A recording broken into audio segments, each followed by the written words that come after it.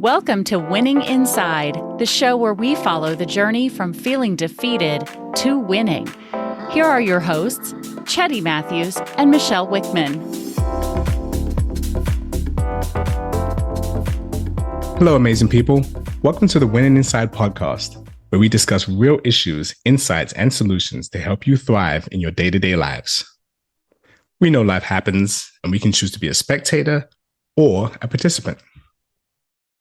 These conversations and stories are about the participants, the ones who made the choice to do the inner work and found a way to keep moving forward.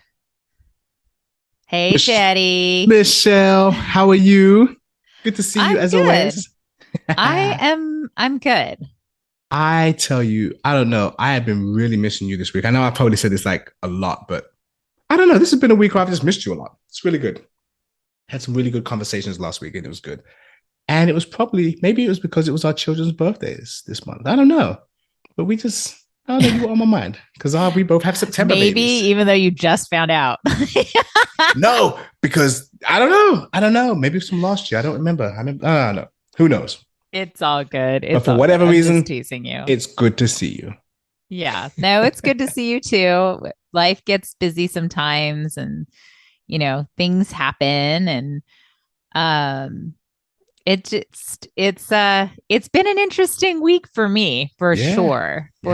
So I know we just had a great opportunity to catch up, and I went for a walk with an gym friend. Nice. I could probably legit call her a friend now, but that's the origination of the connection. And yes, hadn't seen her in a while, and so it was just one of those things where it's like, things aren't always perfect.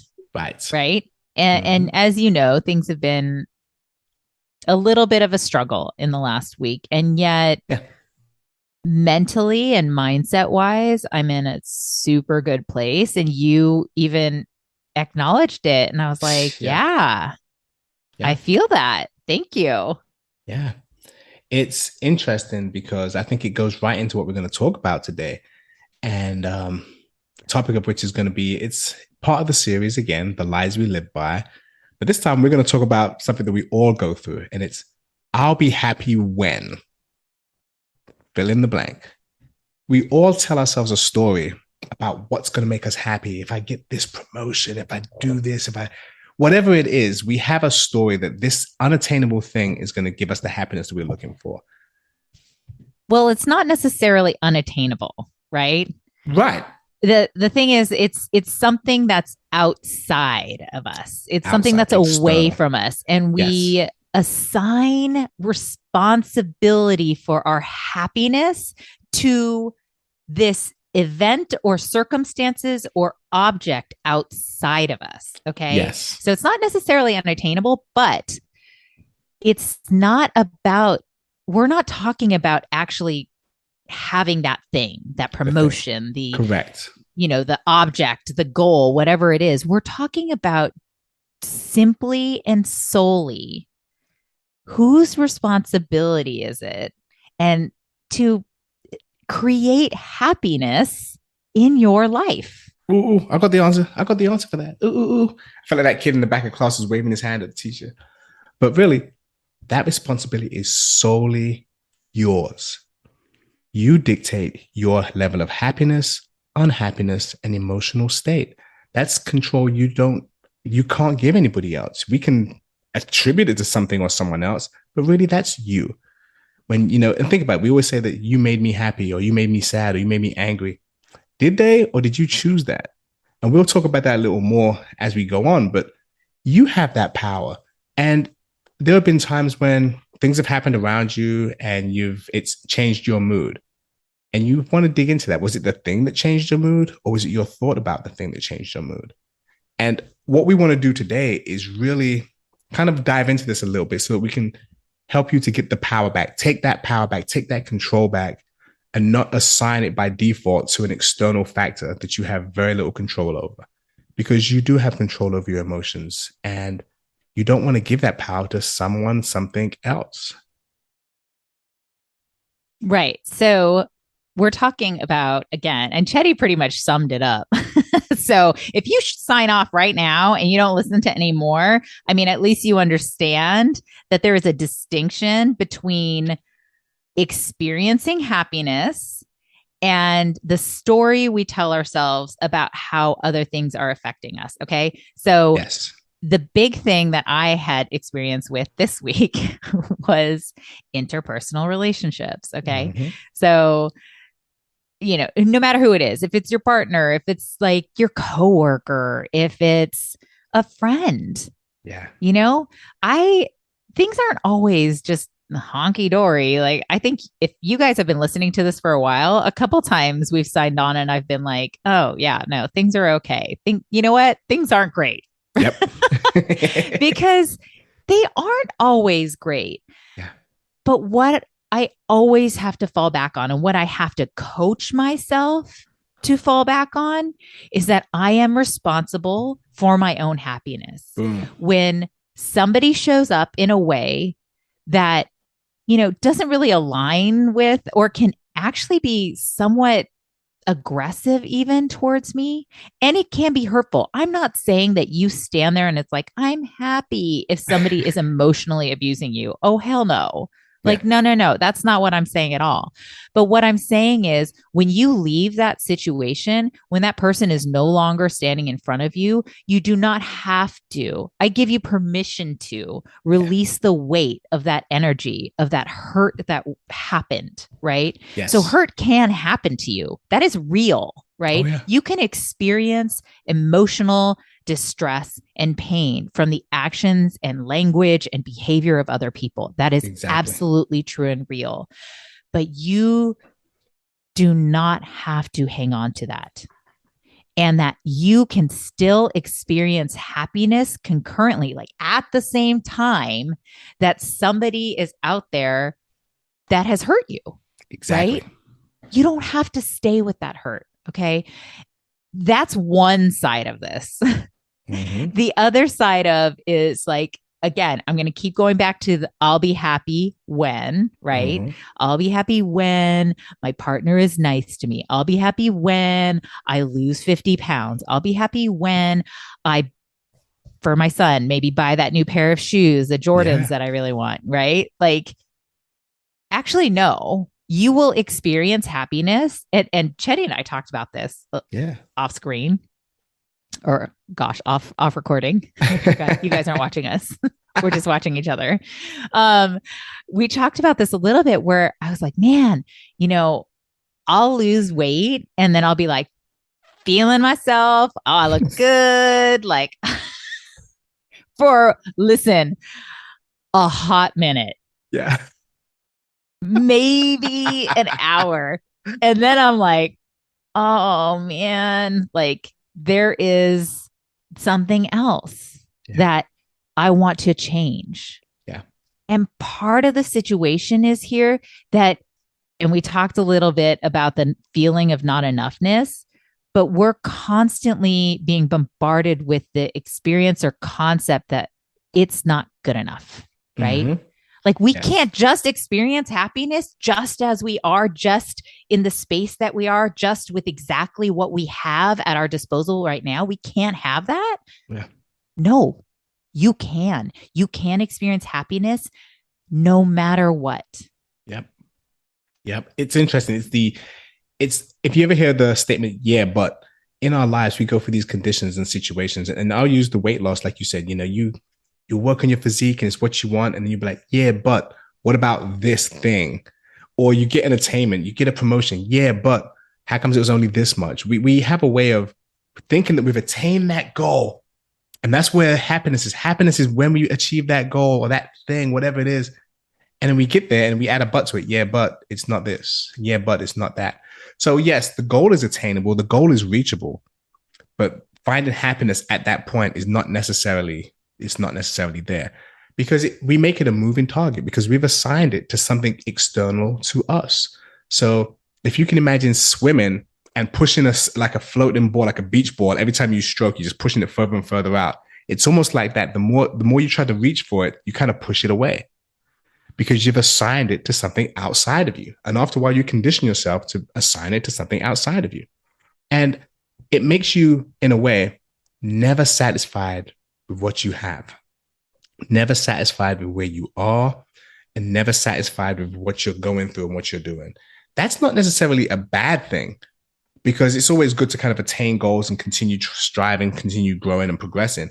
But if you assign a goal to, I'm trying to think of a good one. I'll be happy when I get a motorcycle. Okay, you get the motorcycle. You're like, oh, it's not the one I want. It's the wrong color. It's the wrong this. It's not the one. And then, okay, well, I'll be happy when I get a bigger motorcycle, or I'll be happy when I get this car. I'll get happy if I find the dream person of mine, my dream, whoever it is, my dream partner. Well, okay, they're not exactly perfect. Well, we always find a way of shunning that off and pushing it away. And that's, as far as our emotions go in our own spheres, that can be very fatiguing, because you kind of make it an unattainable goal. However, there is an industry out there. There are people out there who want you to stay in this state, because if you stay in this state of never being satisfied, never being satiated, never being content, then you're always going to keep wanting and wanting and wanting. And that is, to me, people that want you to consume whatever it is they're providing you, want you to stay in that state. And we have been conditioned through commercials, social media, radio, internet, whatever, billboards, everything around us, to want the next best thing. You'll be cool when you buy these shoes. If you're in this car, oh my gosh, look, you're going to smell so great with this cologne or this fragrance, this perfume, whatever. There's always a thing, and it's going to change your emotional state if you get this thing. So we're conditioned to want the next best thing, the next shiny thing. And we assign our happiness to that thing until we get it. And I'll give you an example, because everyone seems to have one: cell phones. It seems like every 6 months there's a new cell phone coming out. If you try to keep up with the cell phone game and have the latest and greatest, good on you. It's great. But it just seems to me like as soon as you get satisfied with one, they bring out a feature in the next one that makes you dissatisfied with yours and have to get the next version, next iteration, whatever that is, whatever kind it is. It puts you in a situation where you're always longing for something else and never satisfied. So if I'm a person who wants you to consume, this is great. I'm going to keep you longing, keep you wanting, and keep you in a position where you think that I'll be happy when I get the next thing, the next best thing, because then you will never be content. And then businesses make money, politicians get your vote, people who are trying to control you. And when I say control, influence, when whatever it is wants to influence you, they have you as a willing participant in that because you want the next best thing. And all I'm telling you is be mindful of that. Be aware of why you do the things you do and how it affects you. Because again, just to say it again, that happiness that we look to attain is within us, not in the external things around us. So you're talking about consumerism, and I have got to, do it. No. Do it. No, I think you have no idea where I'm going with this. I see the look on your face. No, there is a Dr. Seuss book called The Sneetches. And I remember this, I believe. Now I'm like, shoot, is it the Sneetches? I got to look this up. Thank God for my cell phone that has all these awesome features. So let's see if it comes up. Yes, the Sneetches. Sneetches. Okay. Mm-hmm. I am telling you, this book I read as a child, and I still remember it. Okay. And we have spoken about belonging before, and yes, and we can talk about consumerism and commercialism, and we can talk about marketing, because there are different tactics that you have to touch on with the end user, with the potential buyer, for them to feel compelled, motivated to purchase your items. Okay. Yes. And one of those things is belonging, right? I'll be happy when I have this experience of belonging, which is actually a natural human instinct. And we have talked and touched on this before in one of our podcasts. But with this Sneetches, there were two Sneetches. Half the Sneetches had stars on their bellies and half of them didn't. Okay. Read the book, buy the book. I don't care what you think. This is an amazing book. And there was this guy that came to Sneetches, whatever, the town, the world, and, a very Dr. Seuss looking dude. And he had this giant carriage and he had this machine because the Sneetches with the stars on their belly, they were all playing around in the lake and they were laying on the beach and they had the best jobs and they had the best hats and they were just super happy.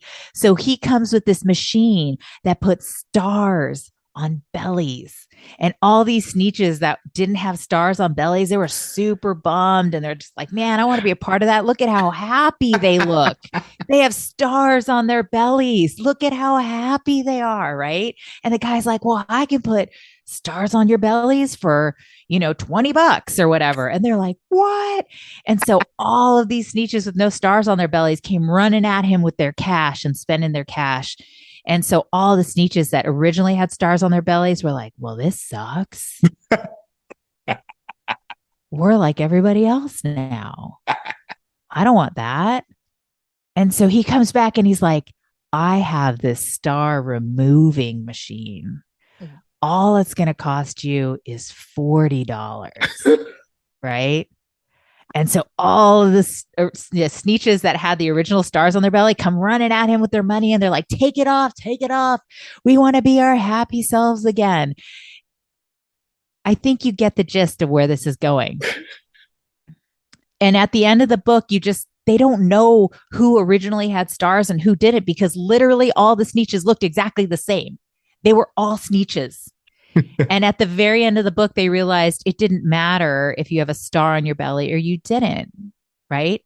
Like, we can just enjoy being. And that's the thing, is like, we are told that, man, you will be happy when you have this, right? And we believed that lie early on. Yes. You'll be happy when you get the A. Yeah. In your class. Boom. You'll be happy when you get your starting position on the team. You'll be happy when you get that promotion, and you'll be happy when you make this much money. You'll be happy when you have this handbag. You'll be happy when you get married and have this amazing wedding. Like, everything is you'll be happy when. And we're like, hell yeah, that's what I'm going to feel. But exactly what you said is, you might feel happy, ?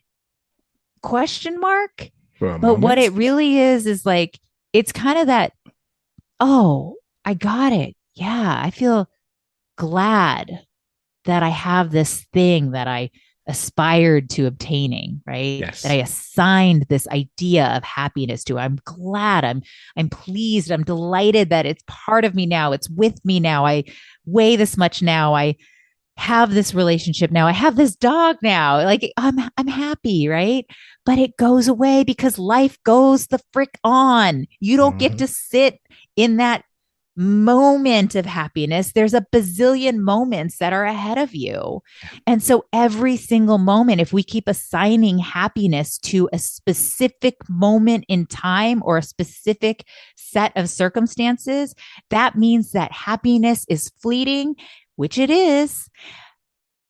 And it's away from you. It's like you said, Cheddy, it's always away from you. So the point is, you must recognize that, and this comes with awareness of the sensation of happiness and where it exists in your body when you experience it, and hold on to it. It's going to be fleeting, but hold on to it for as long as you can so that you can recognize it when it shows up, right? Yes. And you can actually even generate that sensation when you start to become aware of your thoughts.